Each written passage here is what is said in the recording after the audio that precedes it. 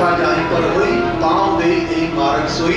हम सब यहाँ पर आए हैं और व्यासपीठ के सुंदर प्रवचनों का हम आनंद ले रहे हैं, और उस बीच में मैंने थोड़ी सी भ्रष्टता करी है, उसके लिए क्षमा प्रार्थी करते हुए और मैं व्यासपीठ से निवेदन करूँगा कि वो अपनी कथा को डॉक्टर पवन सिंह बीजेपी के जो लीडर हैं, आप आ जाएं। निवेदन है कि व्यासपीठ का सम्मान यानी आशीर्वाद को प्राप्त करें, और नवीन जायसवाल जी जो कि बीजेपी से हैं वो भी आ जाएं।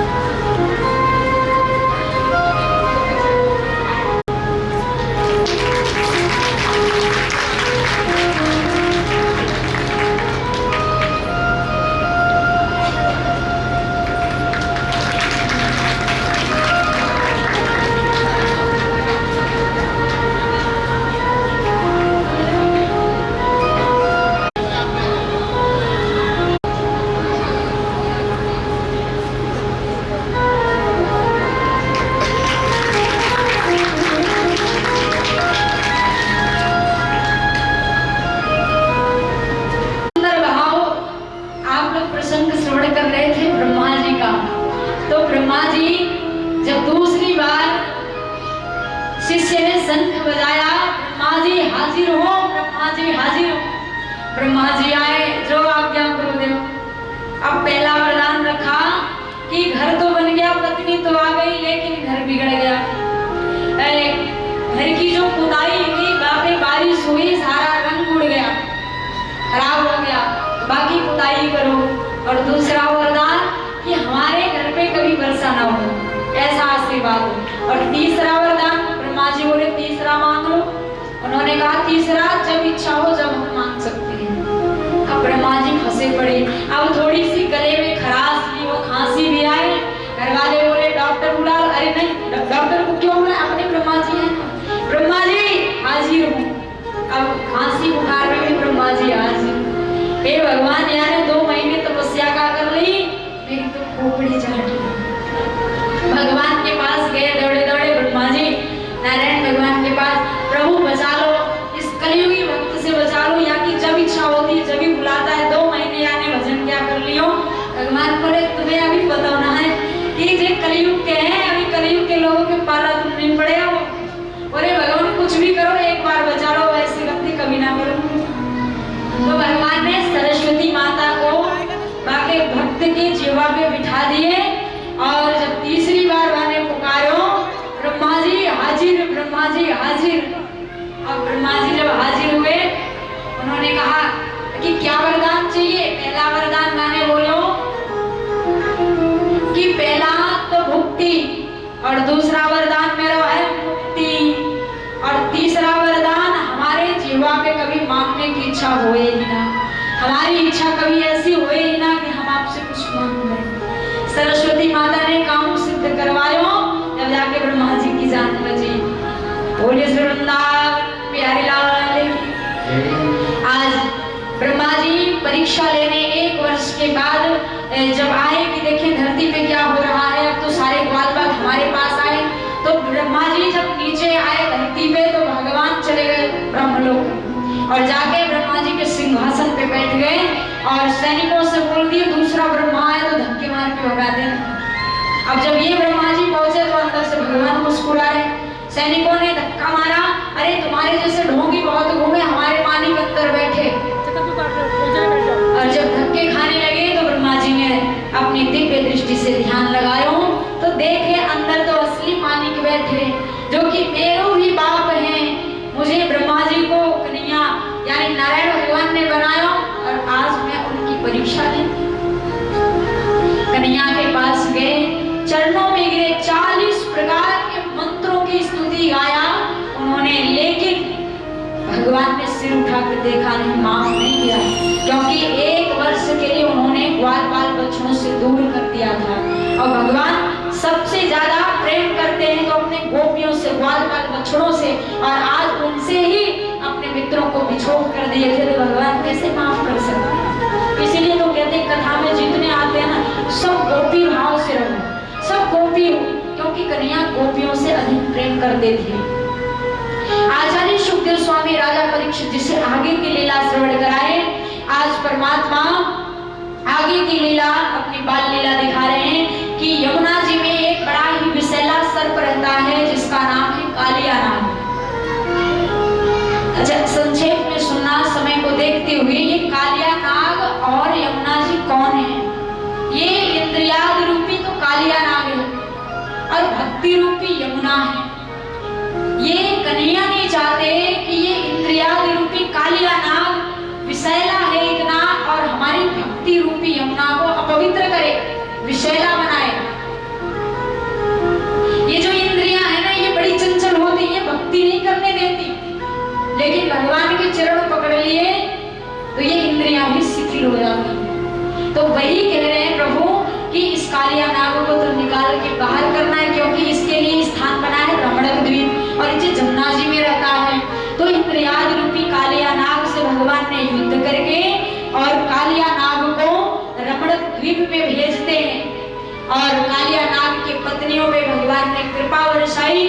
कालिया नाग के सिर पे, पूरे फन पे अपने चरण रख के नृत्य किए, एक एक फन फटने लगे, जब रक्त बहने लगे पत्नियों ने निवेदन किया कि स्वामी बस करो, आपकी विशेष कृपा है। भगवान ने कहा कैसी कृपा?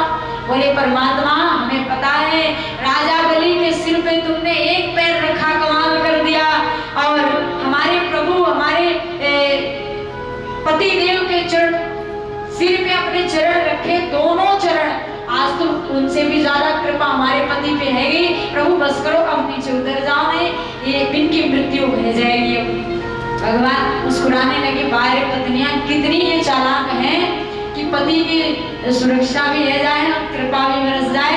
भगवान के चरणों में कालिया नाग पड़ा, भगवान रमणक द्वीप भेजे, जमुना जी को पवित्र किए, क्योंकि जमुना जी का जल कोई भी जानवर, गौ माता पी लेती है, मर जाती हैं, ऊपर से पक्षी भी उड़ती है तो विष के तेज से नीचे गिर के जमुना जी में मर जाती है। तो कन्हैया ने जमुना जी को इस प्रकार पवित्र कर दिया। आगे प्रभु ने गोपियों के चीर चुराए, चीर चोरी की लीला करी। अब आप कहोगे भगवान ने चीर क्यों चुराया? क्या उनके मन में कोई काम वासना थी? 5 वर्ष के कन्हैया, उनके मन में कौन सी काम वासना आ सकती है? तो यहाँ बात आती है, व्यास जी ने कहा आचार्य सुखदेव स्वामी परीक्षित जी से कि राजन, भगवान ने चीर इसलिए चुराया कि ये गोपियां कौन है और ये वस्त्र कौन है और ये भगवान कौन है। ये जीव रूपी गोपी के अविद्या रूपी वस्त्र को भगवान ने चुराया, कृष्ण रूपी ईश्वर ने अविद्या रूपी वस्त्र को चुराया और वह वस्त्र में ज्ञान भर के इनको वापस कर दिए। क्यों? क्योंकि गोपियां जब तक सोने आभूषण गहना और अच्छी अच्छी वस्त्र धारण करती थी, जब तक भगवान ने दर्शन न दियो, बालक के रूप में ही रहे, उनके साथ लीला किए। लेकिन जब गोपियों ने सब कुछ उतार के किनारे पे रखा तो उसी टाइम भगवान ने दर्शन दिया। जब गोपियां स्नान कर रही है, एक गोपी ने ध्यान लगाया, बड़ी ही प्रकांडी विद्वान गोपी, माने देखो कि ये तो साक्षात भगवान है जिन्होंने हम गोपियों को भी बनाया है, इनके सामने हमें शर्म करने की क्या बात है। तो वो गोपी निकल के आती है, किनारे पे अपने वस्त्र को लेती है, उसी टाइम भगवान ने चतुर्भुज रूप दिखाया। क्योंकि जब तक हमारे मन में कोई वासना है, काम भाव है और हमारी तृष्णा कभी खत्म नहीं होती, हमारी एक एक इच्छाएं प्रकट होती रहती, हमें ये चाहिए, हमें वो चाहिए, तो हमें भगवान दर्शन देने को कौन कहे? स्वप्न भी नहीं देंगे, स्वप्न में भी दर्शन ना देंगे, क्योंकि हमारे मन में कामना है, अच्छी अच्छी चीजें खाने पीने की, लेने की अच्छे अच्छे डिमांड्स हैं, तो भगवान दर्शन नहीं देंगे। क्योंकि गोपियों के मन में जब गोपियां नग्न अवस्था में हो गई, यानी सारे आभूषण गहने काम वासना उतार के रख दी, उस समय भगवान ने दर्शन दिया। तो इसलिए कहते हैं कृष्ण रूपी ईश्वर ने जीव रूपी गोपी के अविद्या रूपी वस्त्र को चुराया और में विद्या भर के, ज्ञान भर के वापस दिया और गोपियों को ज्ञान कराया कि मैं कोई छोटा बालक नहीं नहीं हूँ, मैं तो भगवान बन के ब्रज में आया हूँ। और वाक्य बाद अपने माया द्वारा गोपियों के ज्ञान को प्रभु ने भ्रष्ट किया। बोलिए कृष्ण कन्हैया लाल की जय। श्री वृंदावन बिहारी लाल की जय।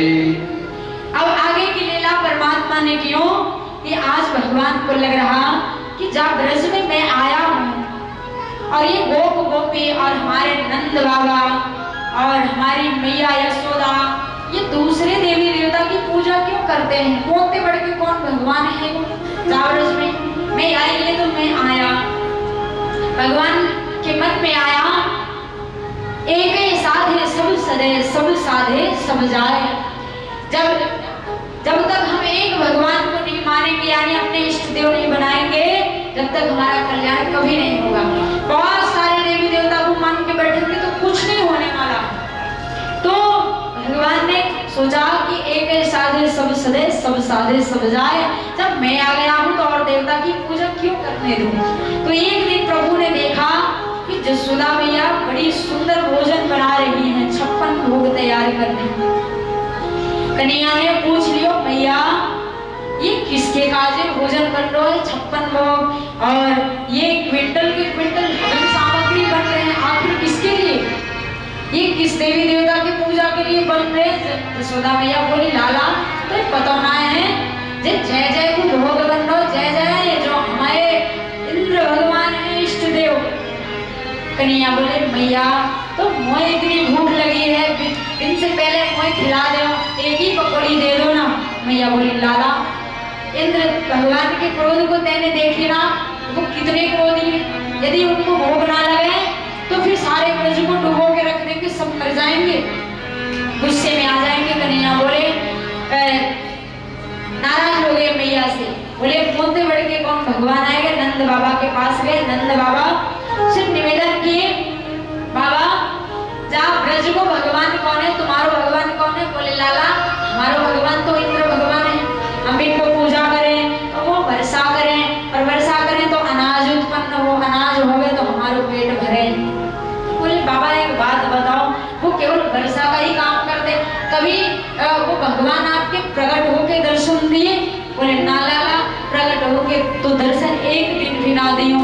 बोले तो हमारे भगवान की पूजा करो ना, वो प्रकट होके दर्शन देंगे, ऐसे देवता की पूजा करने से फायदा क्या जो दर्शन ही ना दे। बोले तुम्हारे भगवान कौन है लाला। बोले हमारे भगवान हमारे गोवर्धन भगवान है, जो कि मैया बाबा वो गोवर्धन भगवान जब हम गैया चराने जाते हैं गोवर्धन पर्वत में तो वहाँ गोवर्धन भगवान हरी हरी घास हमारी गैया को देते हैं चरने के बाजे और